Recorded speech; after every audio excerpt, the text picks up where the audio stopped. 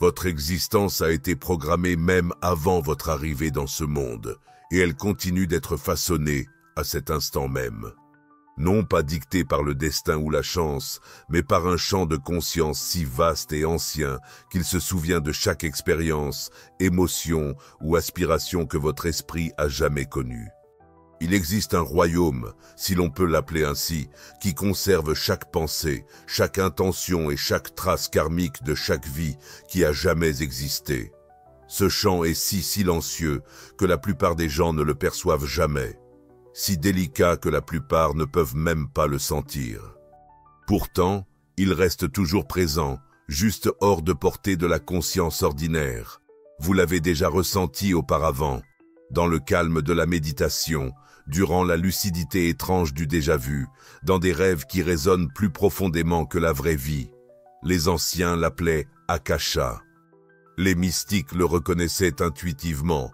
Nous l'appelons maintenant les archives akashiques. Mais ne vous laissez pas tromper, ce n'est pas simplement un concept spirituel moderne. C'est le fondement de votre réalité. Une fois que vos yeux s'ouvrent à cela, vous vous percevez à travers un nouveau prisme. Il y a une raison pour laquelle vous avez parfois l'impression que votre existence fait partie d'un récit que vous ne comprenez pas complètement. Comme si vous aviez été propulsé dans un chapitre en plein milieu de l'histoire sans aucun souvenir des pages précédentes. Cette sensation n'est pas une simple fantaisie, c'est une intuition. Au fond de vous, quelque chose en vous comprend que votre âme a vécu bien plus que cette vie unique. Elle reconnaît qu'un enregistrement de ses existences passées reste intact et qu'il n'a pas disparu à votre naissance dans cette incarnation. Cet enregistrement a un nom qui a été partagé à travers les âges, les cultures et les continents, les archives akashiques. Les archives akashiques ne sont pas un livre physique, ce ne sont pas des objets tangibles enfermés dans une bibliothèque ancienne ou enterrés sous terre. Elles existent dans un royaume au-delà du temps et de l'espace, un champ de conscience non physique qui fonctionne comme une base de données spirituelles. Imaginez une archive vibratoire qui conserve non seulement vos actions, mais aussi vos pensées, émotions, intentions, chaque décision que vous avez jamais prise, chaque leçon que vous êtes censé apprendre et chaque vie que vous avez vécue. Et ce n'est pas seulement vous. Cela englobe tout le monde, chaque esprit, chaque expérience. Ce n'est pas une notion réservée à un groupe exclusif. Cela représente l'essence même de la conscience. Le terme akashique dérive du mot sanskrit akasha, qui signifie éther ou esprit. Il est reconnu comme le 5e élément dans la cosmologie indienne ancienne, existant au-delà de la terre, de l'eau, du feu et de l'air, et symbolise l'essence énergétique subtile dont tout émane. Pour les civilisations anciennes, Akasha n'était pas qu'une simple expression poétique. Elle représentait la connexion invisible liant toute existence, le médium à travers lequel l'intelligence divine se manifeste, et les archives agissent comme la mémoire de ce champ. Ce concept n'est pas confiné à un domaine obscur de la métaphysique. Des variantes de cette idée se retrouvent dans presque toutes les traditions mystiques. Les Hébreux l'appelaient le livre de la vie, tandis que les anciens Égyptiens croyaient en une salle des archives. Dans l'islam, il est connu sous le nom d'Al-Lawh al-Mahfouz, la tablette préservée qui documente tous les événements. De plus, dans l'ésotérisme occidental contemporain, des figures telles qu'Helena Blavatsky et Rudolf Steiner ont abondamment discuté d'un champ de mémoire spirituelle qui dépasse nos limitations sensorielles. Ils ne fabriquaient pas ces idées, ils les retraçaient. Si vous vous êtes déjà demandé pourquoi certaines personnes semblent avoir une sagesse innée ou pourquoi vous ressentez des peurs inexpliquées, des talents extraordinaires ou des réponses émotionnelles profondes qui semblent appartenir à une vie antérieure, rassurez-vous, vous ne perdez pas la raison. Vous êtes en train de vous accorder aux résonances des archives. Vous êtes plus que vos circonstances présentes. Vous êtes une âme portant des couches d'expérience, et ces couches sont construites de manière intentionnelle. Elles forment des motifs qui font partie d'un curriculum plus large que votre âme a consenti à explorer. Cependant, tant que vous ne reconnaissez pas ces motifs, ils continueront à se manifester inconsciemment, vie après vie. C'est ici que les archives passent d'un simple concept à devenir une clé, un guide, une boussole qui vous dirige vers votre vrai moi. En elles sont intégrées les réponses, non seulement sur qui vous avez été, mais aussi sur qui vous êtes destiné à devenir. Des aperçus attendent d'être reconnus et des leçons sont en attente d'intégration, et une réalité que la plupart des gens n'effleurent à peine. Votre but n'est pas quelque chose que vous créez, c'est quelque chose que vous recollectez. Certaines vérités sont trop vitales pour être exprimées ouvertement, pourtant, elles ne devraient pas rester cachées. Inscrivez-vous à l'Academy Insights via le lien dans la description pour obtenir une copie numérique gratuite de The Kabelon, tant qu'elle est encore disponible. Voici ce qui est souvent oublié. Les enregistrements ne sont pas interdits, ils sont tout simplement négligés. Beaucoup ne tentent jamais d'y accéder, non pas par manque de capacité, mais parce qu'on ne leur a jamais dit que cela était possible. Ils ont grandi en croyant que la connaissance était confinée à des livres, que l'autorité résidait dans des institutions et que les solutions devaient venir de sources externes. Les enregistrements remettent en question cette idée. Ils révèlent que la plus haute forme de connaissance n'est pas quelque chose qu'on apprend, c'est quelque chose qu'on se rappelle. Vous n'avez pas besoin d'être un gourou ou un voyant pour accéder à cette sagesse. Tout ce dont vous avez besoin, c'est de calmer votre esprit suffisamment pour entendre ce qui a toujours résonné en vous. Le chant akashique ne s'adresse pas seulement aux privilégiés, il répond à l'intention, à l'authenticité et à la préparation. Ainsi, la véritable question n'est pas de savoir si vous pouvez atteindre les enregistrements, mais plutôt, que se passe-t-il lorsque vous le faites ? Longtemps avant que le terme « enregistrement akashique » n'émerge, il y avait ceux qui savaient, non pas par la théorie, mais par l'expérience directe. Des visionnaires, des mystiques, des voyants et des sages qui ont touché à quelque chose de plus profond et ont récupéré des messages inscrits dans la lumière, non dans l'encre. Ils ne l'appelaient pas un enregistrement car leur rencontre transcendait le langage. C'était une vérité exprimée dans sa forme fondamentale, vibratoire. À travers divers continents et cultures, ils parlaient d'un royaume, si tant est qu'on puisse appeler cela un royaume, où les souvenirs de l'âme résidaient, protégés non pas par des murs mais par la fréquence. Ceux qui y accédaient ne lisaient pas avec leurs yeux, ils le ressentaient au plus profond de leur être. Les rishis de l'Inde ancienne décrivaient l'akasha comme l'essence élémentaire de toute existence, la source de toute forme et pensée. De leur perspective, rien n'était jamais vraiment perdu. Cela dérivait doucement vers l'akasha, rappel des ondulations se mêlant à l'océan. Les mystiques tibétains décrivaient cette essence similaire comme le courant de l'esprit, un flux continu de conscience qui s'étend au-delà des vies individuelles. Des cultures comme les druides, les Égyptiens, les gnostiques et les Mayas avaient chacune des noms distincts pour ce phénomène. Bien qu'ils l'articulent à travers diverses langues et symboles, ils partageaient tous la compréhension profonde qu'il existe un royaume invisible retenant tous les souvenirs. Alors, que devient cette compréhension?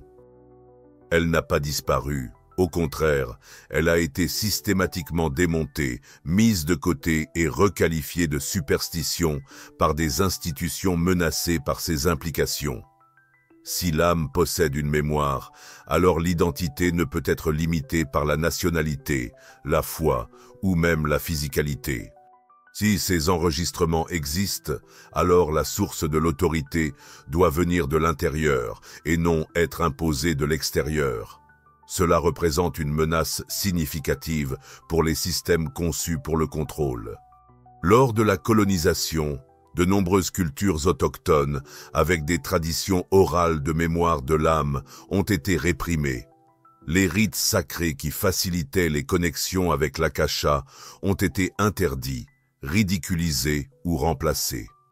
La destruction des bibliothèques anciennes, la diabolisation des coutumes païennes, l'altération des récits spirituels, tout cela faisait partie d'un plan plus large, visant à rompre le lien entre l'humanité et la connaissance qui transcende les 5 sens. Même aujourd'hui, à une époque rationaliste, l'idée des archives akashiques est souvent écartée comme une pseudo-science ou une fantaisie.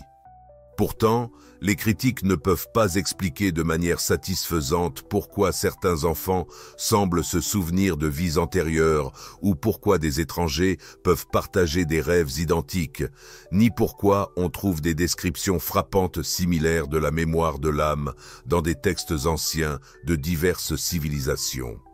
Le problème n'est pas l'absence de preuves, c'est que cela ne correspond pas à la narrative dominante. Une société ancrée dans la consommation et la conformité ne peut prospérer si les individus commencent à se poser des questions comme « Qui étais-je avant cela ?»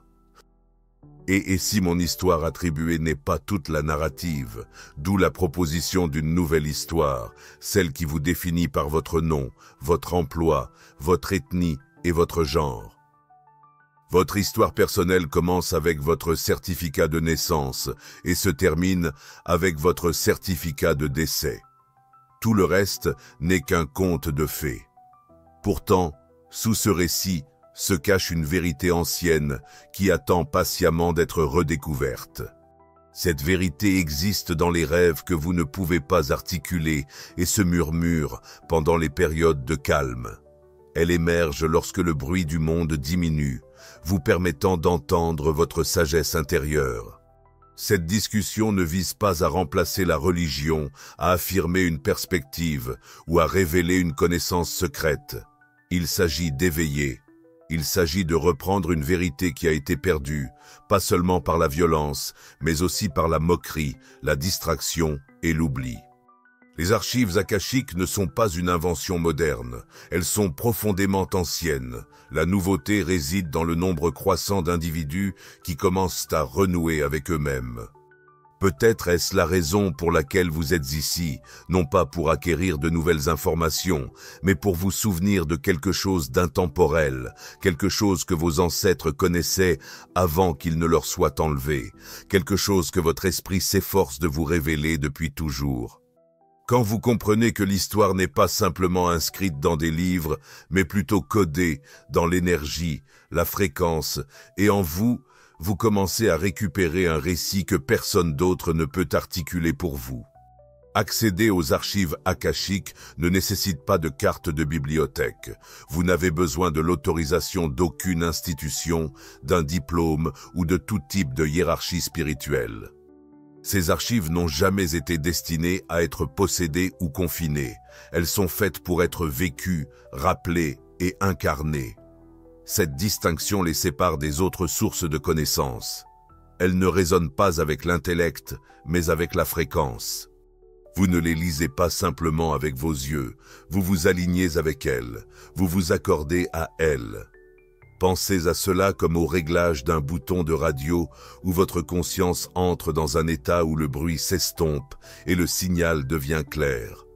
Les gens s'engagent dans ce processus depuis des millénaires, même quand ils n'avaient pas de nom. Cela se manifeste lors de méditations profondes, d'états de conscience altérés ou de rêves qui révèlent des vies antérieures ou des souvenirs oubliés.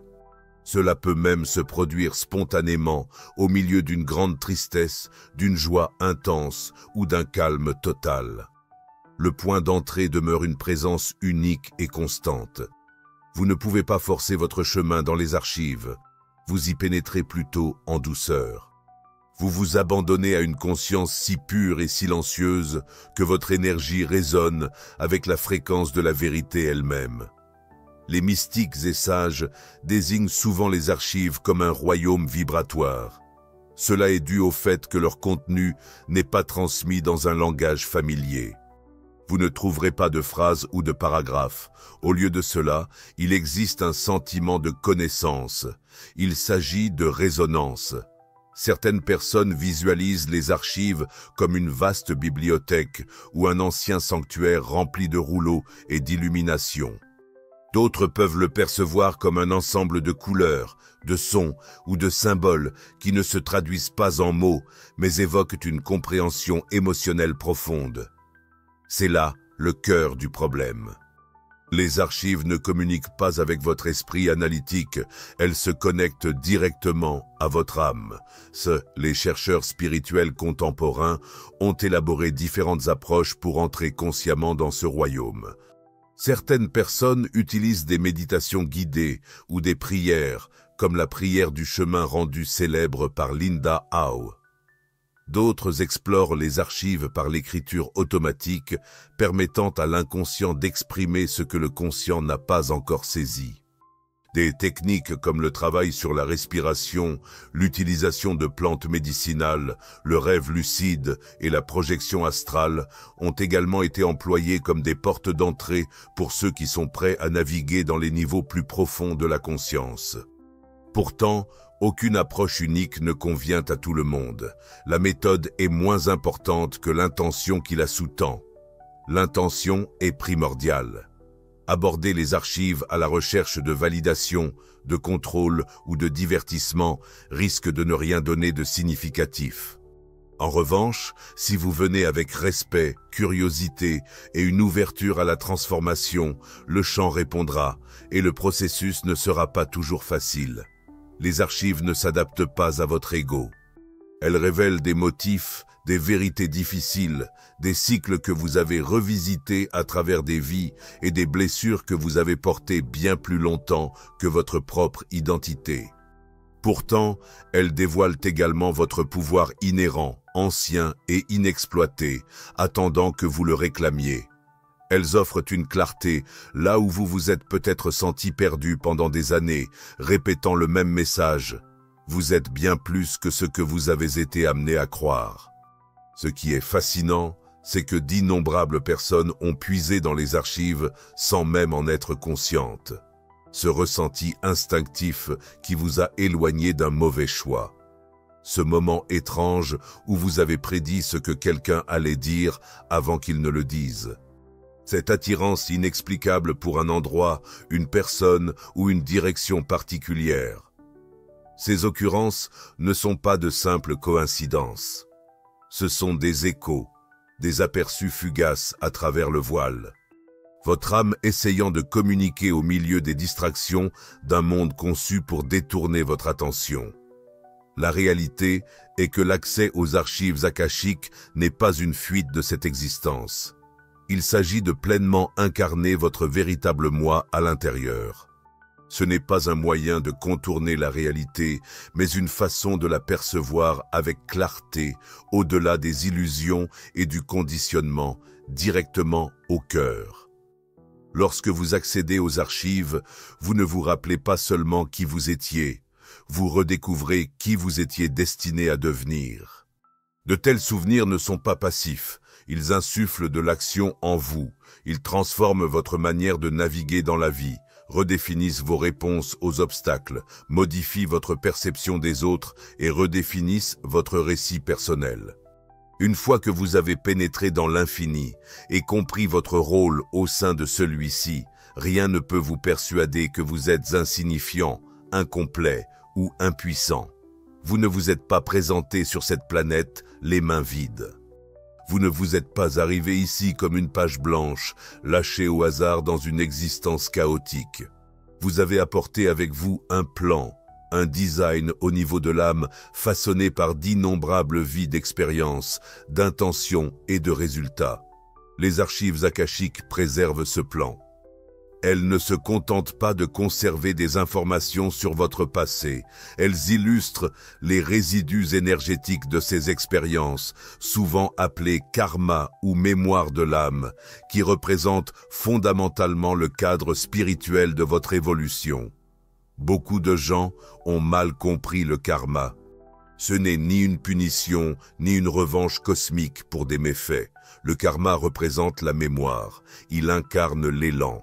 Il signifie une énergie qui se déverse vers l'avant, cherchant à résoudre, à atteindre l'équilibre et à se développer. Imaginez cela comme un accord inachevé, désireux d'être résolu. Si vous avez trahi quelqu'un dans une vie antérieure, vous pourriez maintenant ressentir un fort besoin de protéger les autres dans cette vie. Si vous avez réprimé votre vérité pendant de nombreuses années, vous pouvez maintenant ressentir un besoin écrasant de vous exprimer, même si votre voix tremble. Ces caractéristiques ne sont pas le fruit du hasard. Ce sont des brins de motifs émotionnels et énergétiques tissés à travers les vies, offrant une continuité dans le récit de votre âme. Ensuite, nous arrivons au contrat d'âme. Ce ne sont pas des scripts stricts, mais plutôt des accords formés au niveau de l'âme avant votre incarnation. Ils impliquent des connexions avec certaines personnes, l'expérience de défis spécifiques ou l'apprentissage de leçons particulières. Cette relation toxique, le parent difficile ou le mentor qui est arrivé au bon moment, ces événements ne sont pas toujours aléatoires. Ils peuvent être des éléments d'un contrat plus profond, une compréhension partagée conçue pour favoriser la croissance mutuelle. Peu importe combien le voyage peut être difficile, les archives akashiques nous donnent un aperçu de ces contrats, non pas pour que nous puissions fuir la douleur, mais pour comprendre sa signification. Cela illustre pourquoi les archives ne sont pas simplement des dépôts d'informations, elles agissent comme des miroirs de transformation. En accédant à le plan de votre âme, vous commencez à percevoir vos luttes sous un nouvel angle. Vous passez de la question « Pourquoi cela m'arrive-t-il » à « Quelle leçon cela m'enseigne-t-il » Vous commencez à reconnaître des thèmes récurrents, la même leçon se manifestant sous différentes formes, les mêmes chagrins d'amour, les mêmes peurs et les mêmes schémas d'auto-sabotage. Lorsque vous identifiez ces schémas, vous vous donnez le pouvoir de les réécrire, car la prise de conscience brise le cycle. Une fois que les choix deviennent conscients, ils deviennent les graines de la transformation. De plus, il y a quelque chose de sacré à considérer vos dons à travers la perspective des archives. Nous nous concentrons souvent sur les blessures lorsque nous discutons des vies passées, pourtant la sagesse est toujours présente. Les compétences, les forces et même les talents spirituels peuvent être transmis. Cet attrait inexplicable pour la guérison, l'enseignement ou la création n'est peut-être pas quelque chose de nouveau. Cela pourrait être une capacité que votre âme a perfectionnée au cours de nombreuses vies. Et ces archives vous aident à vous souvenir non seulement de l'origine de votre douleur, mais aussi de la source de votre pouvoir. Gagner en compréhension du plan de votre âme aide à dissoudre tout sentiment de comparaison, car une fois que vous comprenez que chaque personne suit son propre parcours évolutif distinct, l'envie de vous mesurer au chronogramme de quelqu'un d'autre s'estompe. Vous commencez à apprécier votre propre processus, vous arrêtez de vous précipiter, vous cessez de vous blâmer. Vous commencez à croire que vos défis ne sont pas des barrières, ce sont des activations. Les archives akashiques dévoilent le programme de l'âme. Et avec cette compréhension, même vos plus grands revers peuvent être perçus comme des missions sacrées. Pourtant, la révélation la plus libératrice de toutes est que votre plan est dynamique. Bien que le passé puisse influencer le présent, il ne le confine pas. Le karma n'est pas une peine de mort. Les contrats d'âme ont le potentiel d'être réécrits, les schémas peuvent être démantelés. Il ne s'agit pas de fatalisme, il s'agit de conscience. Les archives ne vous lient pas à un destin prédéterminé. Elles vous présentent une carte, mais c'est vous qui choisissez le chemin. Vous tenez le stylo et à chaque instant, vous perpétuez un ancien schéma où vous vous engagez dans un tout nouveau cycle. Donc, lorsque vous cherchez à comprendre votre but, vous n'attendez pas qu'une réponse tombe du ciel. Vous êtes invité à vous souvenir de ce que votre âme sait déjà. Ce plan a toujours résidé en vous. Les archives ne servent que de clé pour le déverrouiller. Pour beaucoup, le concept des archives akashiques semble poétique au mieux, quelque chose qui appartient au domaine mystique et métaphysique, une métaphore apaisante pour ceux qui croient en une existence supérieure. Mais que se passerait-il si cela transcendait la simple métaphore? Et si la notion des sages anciens, d'une bibliothèque spirituelle, commençait à s'aligner sur des découvertes de la science moderne, telles que les champs d'énergie, la théorie quantique et les études sur la conscience, remettant en question notre compréhension précédente de la réalité? Il existe une raison pour laquelle la science traditionnelle a principalement ignoré les archives akashiques. Elle ne s'intègre pas facilement dans une vision du monde matérialiste.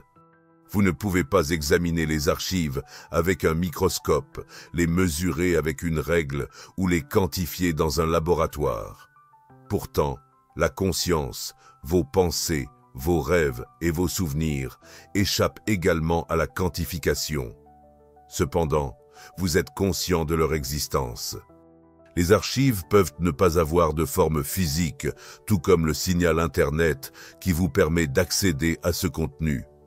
Ce n'est pas parce que quelque chose est invisible que cela manque de réalité. Les physiciens ont établi depuis un certain temps que la réalité n'est pas aussi rigide qu'elle en a l'air. Au niveau quantique, tout existe comme de l'énergie, vibrante, interconnectée et dynamique. Ce que nous interprétons comme forme n'est qu'un agencement concentré de fréquences. Il semble que l'information pourrait être la pierre angulaire de l'univers, surpassant la matière et même l'énergie. Cela conduit à la notion d'un champ de données stocké, évoluant au-delà de la simple mystique vers un modèle de réalité crédible. Le défunt Irving Laszlo, philosophe des systèmes et 2 fois nominé au prix Nobel de la paix, a introduit le concept du champ akashique comme un répertoire universel d'informations qui sous-tend toute existence. Selon lui, l'univers n'est pas un simple hasard, mais un système cohérent régi par l'information qui réside dans le champ akashique. Il ne l'a pas dérivé uniquement des écrits anciens. Il a découvert des corrélations entre la physique avancée et la sagesse durable des traditions spirituelles. Pour lui, les archives akashiques n'étaient pas une simple fantaisie, elles représentaient une inévitabilité scientifique attendant d'être comprise. De plus, la théorie de l'univers holographique, soutenue par des scientifiques tels que David Bohm et Karl Pribram, postule que l'univers fonctionne comme un hologramme, où chaque segment contient l'ensemble. Cela implique que l'information est universellement codée en tout temps. Chaque cellule de votre corps conserve l'empreinte de votre patrimoine génétique complet. Chaque point dans le champ peut encapsuler la mémoire de chaque instant, chaque vie, chaque potentiel. Cela vous rappelle quelque chose ? Bien que ces théories ne prouvent pas l'existence des archives akashiques de manière conventionnelle, elles ouvrent certainement la voie à l'exploration. Elles affrontent le faux récit selon lequel nous sommes des entités isolées, déconnectées dans un cosmos inanimé et mécanique. Au contraire, elles révèlent une réalité bien plus profonde, un univers riche en intelligence, en mémoire et en interconnexion. Un domaine qui retient les souvenirs, un cosmos qui se comprend à travers votre existence. Même les expériences de mort imminente, auparavant considérées comme de simples hallucinations, offrent désormais des éclaircissements. De nombreuses personnes qui sont revenues décrivent une dimension de conscience où leur vie entière s'est déroulée devant elles, non pas comme une forme de jugement, mais dans un contexte de compréhension. Certains se remémorent avoir été témoins non seulement de leur propre parcours, mais aussi de l'effet de leurs actions sur les autres, créant des échos dans le tissu de l'existence. Cette conscience accrue, ce point de vue expansif, s'aligne sur ce que partagent les praticiens spirituels lorsqu'ils se connectent aux archives. Ce n'est pas une histoire à raconter, c'est une transmission de mémoire transcendant le temps. De plus, il y a l'énigme de l'intuition. Comment une mère sait-elle instinctivement que son enfant est en danger de loin? Comment certaines personnes ressentent-elles simplement quand tout ne va pas, avant que les événements ne se produisent? Ces occurrences suggèrent une réalité plus profonde que la pensée rationnelle. Elles impliquent que nous sommes intrinsèquement connectés à un vaste réservoir d'informations au-delà de nos individus. Plutôt que de simplement deviner, nous accédons à la mémoire. Et peut-être que c'est le point crucial. Les archives akashiques ne nécessitent pas que vous acceptiez une nouvelle croyance. Elles vous invitent à vous souvenir de quelque chose d'ancien. À réfléchir sur la possibilité que l'univers n'est pas froid et aléatoire, mais plutôt conscient et intentionnel. Vos pensées, vos décisions, votre essence même ne sont pas des moments éphémères consumés par le temps, mais des composantes d'une archive vivante qui englobe tout. Bien que la science n'ait pas encore complètement rattrapé son retard, elle s'en rapproche. Et à mesure que l'écart entre science et spiritualité se réduit, nous pourrions découvrir que les vérités les plus profondes n'ont jamais été dissimulées. Nous avons simplement cessé d'explorer aux bons endroits. Dès votre arrivée, le monde a commencé à définir qui vous étiez, non par curiosité, mais avec conviction. Il vous a assigné une identité, une nationalité, un système de croyances, un cadre éducatif, un ensemble de valeurs et un large éventail de règles.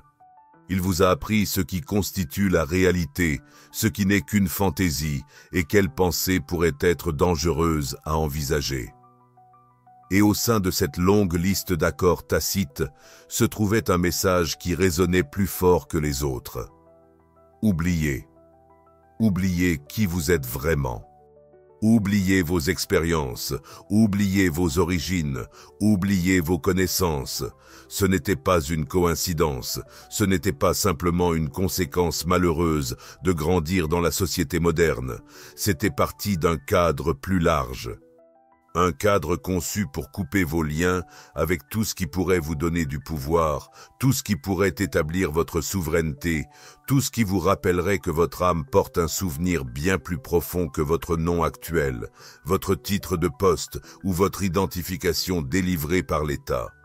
Car ceux qui conservent leur sens de soi ne peuvent être dominés, et la domination est la monnaie du monde dans lequel nous vivons. Ainsi, plutôt que de s'émerveiller, on vous a conditionné à être obéissant. Plutôt que d'embrasser l'intuition, vous avez rencontré la répétition. Au lieu de vous engager dans un travail de l'âme, vous vous êtes concentré sur un travail académique, entraîné à chercher des solutions extérieures et à vous méfier de tout ce qui émergeait de l'intérieur. Si vous avez eu des visions, on vous a qualifié de rêveur. Si vous avez rappelé des vies antérieures, cela a été rejeté comme une simple fantaisie. Si vous ressentiez une connexion profonde avec des choses inexplicables, on vous a poussé à oublier. Pendant ce temps, une version de la réalité vous était vendue, si plate, si mécanique, que tout ce qui est sacré était relégué à la superstition ou à un simple divertissement. C'est pourquoi les archives akashiques semblent si éloignées pour beaucoup. Non pas en raison de leur inaccessibilité, mais parce que votre esprit a été conditionné à rejeter tout ce qui ne peut être étayé par des systèmes conçus pour vous maintenir petit. On vous a amené à croire que la vérité provient de l'autorité, que la connaissance est quelque chose à acquérir et que la sagesse n'a de valeur que si elle est validée, monétisée ou institutionnalisée. Pourtant, l'âme ne fonctionne pas de cette manière. Les archives non plus. La réalité est que vous y avez déjà accès. Vous ne l'avez simplement pas labellisé ainsi. Ces instants d'intense perspicacité qui apparaissent de manière inattendue. Le sentiment d'avoir connu quelqu'un depuis toujours, même si c'est votre première rencontre. L'intuition qui vous a protégé. Les réalisations soudaines pendant vos rêves, le déjà-vu sans explication, l'attraction irrésistible pour un lieu, une culture ou une époque spécifique. Ce ne sont pas de simples anomalies, ce sont des vestiges d'une mémoire que l'on vous a ordonné d'oublier. Pourtant, les souvenirs ne disparaissent pas, ils persistent. Sous le chaos de votre existence quotidienne, l'âme conserve des connaissances. Même si la société s'efforce de les réprimer, l'âme trouve des moyens de s'exprimer à travers la créativité, à travers les synchronicités, à travers les ruptures qui vous poussent à reconstruire et à travers les peines qui vous ouvrent suffisamment pour enfin vivre l'authenticité. L'acte d'oublier a peut-être été puissant, mais l'acte de se souvenir le surpasse. Et voici où se trouve la douleur. Le monde n'a jamais voulu que vous découvriez cela, parce qu'une personne qui se souvient constitue une menace. Elle a tendance à résister à la conformité. Elle ne poursuit plus des réalisations vides. Elle refuse d'endosser des rôles qui n'étaient pas les siens à choisir. Elle perce à jour la façade. Et pire encore, elle aide les autres à faire de même. Voilà pourquoi les mystiques ont été persécutés.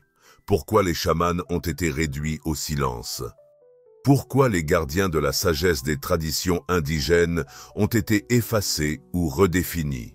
Ce n'était jamais une question de scepticisme. Il s'est toujours agi de répression. Pourtant, le système commence à faiblir. Des fractures apparaissent dans son noyau. Un nombre croissant d'individus se réveillent de leur sommeil et posent des questions auxquelles ni les manuels scolaires, ni les présentateurs de nouvelles ne peuvent répondre. Ils puisent dans quelque chose de plus profond. Et une fois que ce réveil commence, il n'y a pas de retour en arrière. Car au fur et à mesure que vous commencez à vous souvenir, vous prenez conscience de tout ce que vous avez négligé. Et avec chaque élément qui revient, votre force également.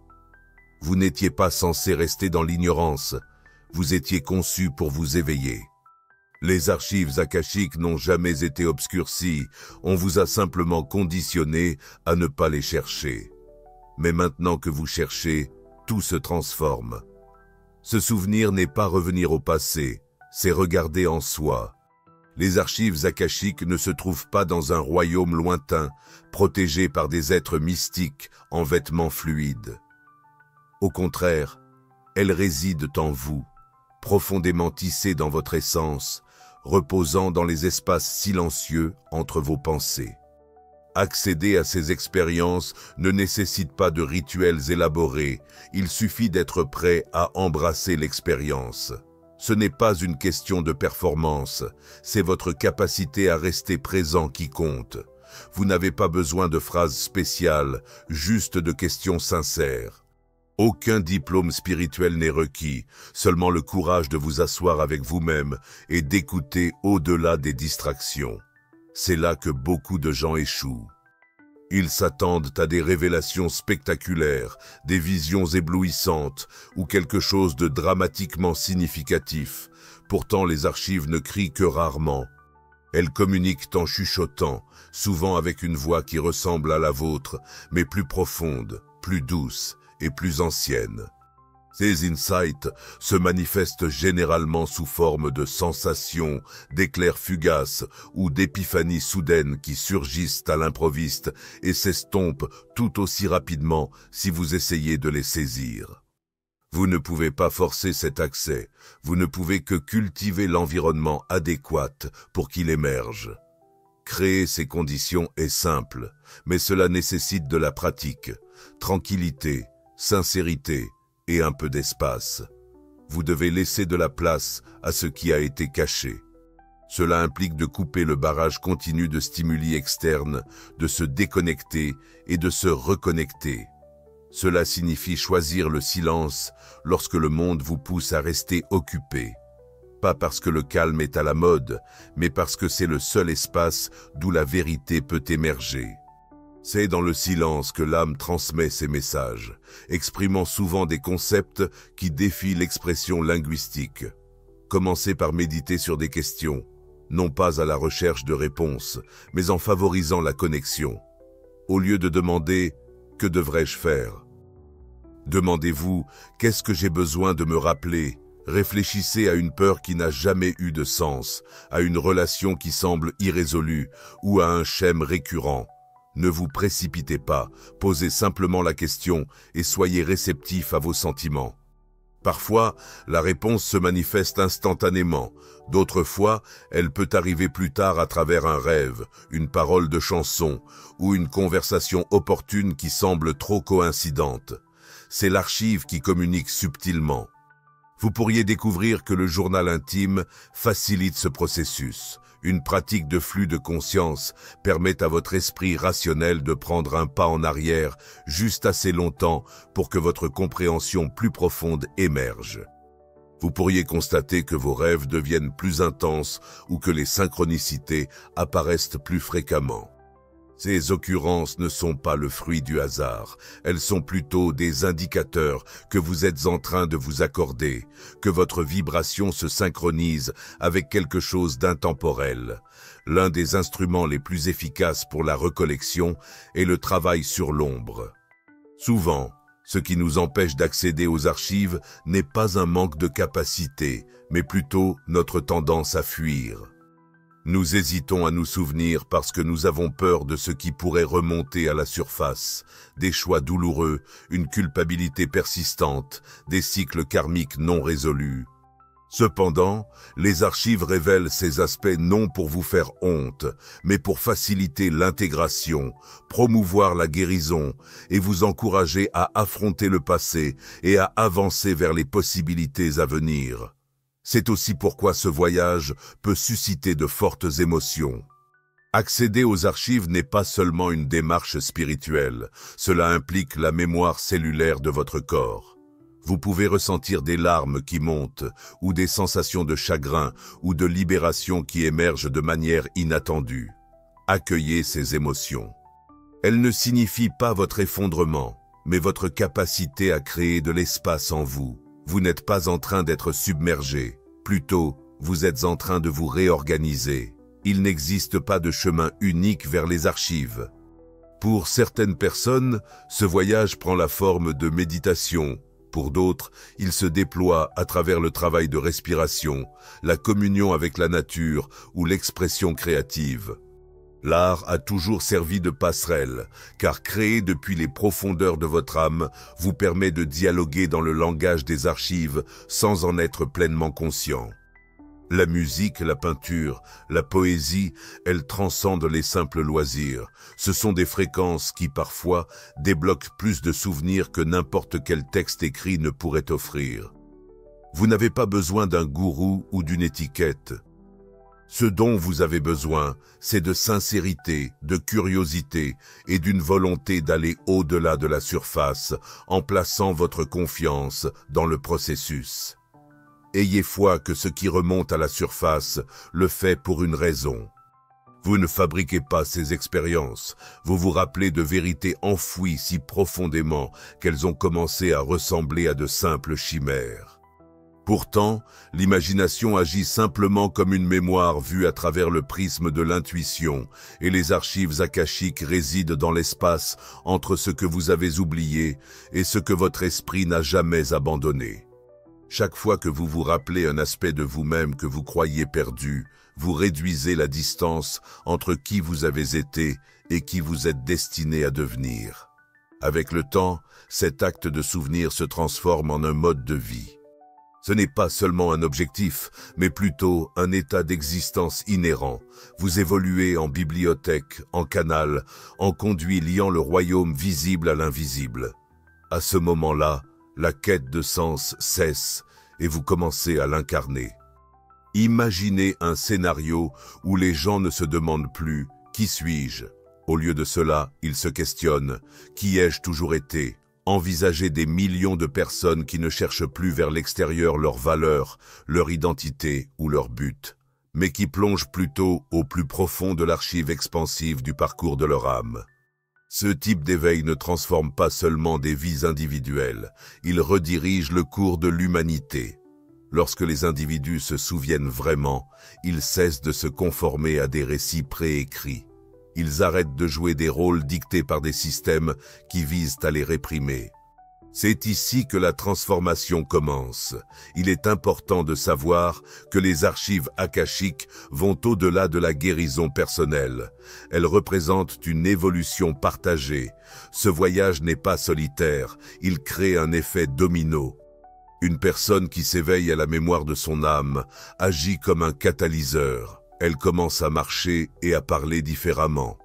Ses réactions diminuent et son intuition fleurit. Elle passe de la consommation à la création. Ses relations s'approfondissent et son travail s'aligne avec son vrai soi. Elle ne demande plus la permission d'être authentique. Une telle liberté est contagieuse. Pendant des générations, on nous a fait croire que nous étions isolés, séparés et compétitifs. Pourtant, les archives racontent une vérité différente, celle où chaque âme est interconnectée par un réseau invisible de conséquences, de défis et de choix. Ce que fait un individu résonne à travers ce réseau. La guérison n'est pas un événement isolé. Lorsque vous résolvez des schémas karmiques en vous-même, vous les adressez simultanément à votre ascendance. Vous interrompez des cycles qui ont persisté pendant des générations. Vous vous positionnez comme un lien crucial entre le passé et ce qui est possible. Lorsque suffisamment d'individus font cela, le système ne se contente pas de fléchir, il se brise. C'est précisément pour cette raison que l'acte de se souvenir représente une menace pour les structures de pouvoir existantes. Les individus qui se souviennent ne se conforment pas de la même manière. Ils ne sont pas entravés par la peur du rejet, car ils n'essaient pas de s'adapter à un système défectueux. Leurs critères de réussite ne reposent pas sur des métriques externes, car ils comprennent que ce qui compte vraiment ne peut pas être quantifié. Ils commencent à forger de nouveaux modèles pour la famille, le travail et la vie communautaire. Ils élèvent leurs enfants de manière unique. Ils enseignent sous des perspectives différentes. Ils établissent des systèmes ancrés dans l'essence de l'âme, plutôt que dans des mécanismes de contrôle. Peu à peu, et souvent subtilement, l'ancien monde commence à s'évanouir, non pas par le chaos et la destruction, mais par une pertinence décroissante. Son emprise s'affaiblit à mesure que de moins en moins d'individus continuent à le nourrir. Moins de personnes adhèrent à l'idée que la valeur doit être acquise ou que la vérité provient uniquement de ceux en position d'autorité, que la vie n'est qu'une lutte pour une récompense qui ne se matérialise jamais. Au lieu de cela, les individus commencent à vivre en harmonie avec leur véritable moi. Ils ravivent leur confiance en eux. Ils commencent à envisager des rêves sans attendre de permission. Cet acte collectif de souvenir ne ressemble pas à une révolution, c'est plutôt un retour à la maison, un soupir de soulagement collectif, une transformation profonde et silencieuse où les individus cessent de jouer un rôle et commencent à incarner leur vrai moi. Ce changement est déjà en cours. Vous pouvez le sentir. Les gens se réveillent en masse, réévaluant des croyances qu'ils pensaient autrefois absolues. Ils laissent derrière eux des emplois, des relations et des structures qui ne résonnent plus avec eux. Pas à cause de pressions extérieures, mais parce que leur voix intérieure les pousse doucement. Ce n'est pas juste, il y a plus à découvrir. Ce plus n'est pas un lieu physique, c'est une fréquence, une réalisation que nous ne sommes pas de simples pièces d'une machine. Nous sommes des êtres sans limite, avec des récits qui s'étendent à travers les galaxies et les vies. Nous ne sommes pas de simples coïncidences. Nous ne sommes pas dépourvus de pouvoir. Nous ne sommes pas à la dérive. Nous sommes en train de nous réveiller. Les archives akashiques ne servent pas d'échappatoire à la réalité. Au contraire, elles fournissent un guide pour retrouver notre vrai moi. Un guide non seulement pour l'individu, mais pour le collectif. Pour la possibilité que lorsque suffisamment d'entre nous se souviennent, le monde ne subit pas seulement un changement, il ravive aussi sa propre essence. Tout au long de votre vie, vous avez été conditionné à chercher des réponses à l'extérieur, à chercher la vérité dans la littérature, chez des experts, dans des traditions anciennes et des systèmes archaïques. On vous a donné des cadres sur comment exister, quoi poursuivre et qui devenir. Pourtant, malgré votre respect assidu de ce plan, quelque chose a toujours semblé illégitime. Une question persistante demeurait. Est-ce vraiment ça? Cette interrogation n'était pas ancrée dans le doute. Elle servait de passerelle, un signal de la part de vous qui a toujours su. C'est la pièce toujours connectée au champ akashique, protégeant délicatement la vérité selon laquelle votre existence n'est pas une série d'événements aléatoires, votre souffrance n'est pas sans signification, et votre but n'a jamais été destiné à être découvert à travers le manuel de quelqu'un d'autre. Les dossiers akashiques ne sont pas lointains ou inaccessibles. Ils ne sont pas cachés derrière des pratiques mystiques ou enterrés dans des temples reculés. Ils résident en vous, imprimés dans votre conscience, attendant que vous vous en souveniez. Ce souvenir ne nécessite pas la perfection ni des qualités saintes. Cela exige simplement votre présence, votre tranquillité et une volonté de cesser d'éviter vous-même et plutôt de plonger à l'intérieur avec douceur et courage en affrontant ce qui est déjà présent, votre douleur, vos schémas, votre sagesse et votre pouvoir. Dans cet espace, que ce soit par la méditation, le silence, la nature ou les rêves, vous n'entamez pas un nouveau voyage. Vous revenez. Vous vous reconnectez avec un dialogue que votre âme souhaite avoir avec vous depuis le tout début, et vous réaliserez que vos luttes n'étaient pas arbitraires. Elles étaient en fait des leçons. Vos cœurs brisés n'étaient pas des punitions, ils étaient des catalyseurs. Chaque perte, chaque peur et chaque moment d'incertitude agissent comme un indice, un petit chemin menant à votre propre souvenir. De ce point de vue, votre vie commence à évoluer, non pas à travers de grands événements théâtraux, mais de manière subtile et significative. Votre façon de parler, les décisions que vous prenez, les limites que vous imposez et les énergies que vous refusez d'accepter commencent à se transformer. Vous naviguez dans le monde avec une nouvelle perspective, non pas avec arrogance, mais avec clarté et alignement. Vous cessez de chercher l'approbation de personnes qui ne peuvent pas percevoir votre essence. Vous arrêtez de fonctionner en mode automatique et commencez à avancer avec un but clair. Pour peut-être la première fois, vous réalisez que votre vie n'a pas besoin d'être réécrite.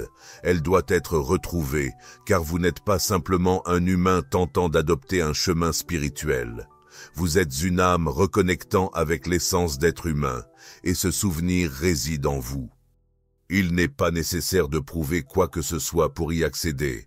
Vous devez simplement lui faire confiance. Accueillez-le, laissez-le vous guider vers chez vous.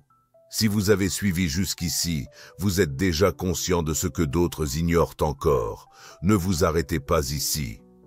Rejoignez la Insights Academy via le lien fourni ci-dessous et déverrouillez d'autres sagesses que nous ne pouvons pas révéler ouvertement ici. Pour une durée limitée, vous recevrez également un exemplaire gratuit du Kybalion. Votre récit est loin d'être terminé. Vos schémas ne vous définissent pas et votre âme n'est pas fracturée. Les dossiers akashiques ne servent pas à prédire votre avenir. Ils existent plutôt pour vous rappeler que vous êtes toujours celui qui écrit votre histoire. Vous l'avez toujours été.